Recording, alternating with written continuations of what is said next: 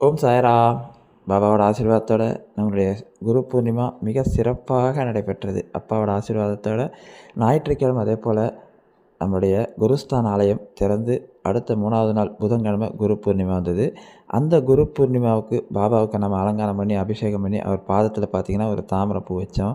இது வச்சு கிட்டத்தட்ட ஒரு அரை மணி நேரத்துக்கு மேலே 1 மணி நேரம் கூட நேரம் நம்ம 5 மணிக்கே வச்சுட்டோம். நம்ம ஆரத்தி வந்து கரெக்டாக 6:30 மணிக்கு தான் ஆரம்பிப்போம். அந்த ஆரத்தி ஆரம்பித்து நம்ம ஆரத்தி பாடல் போய்கொண்டே இருக்கிறது.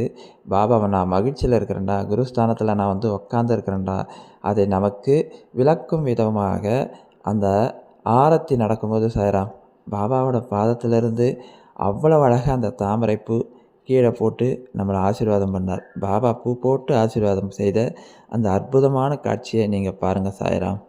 ஓம் சாய்ராம்.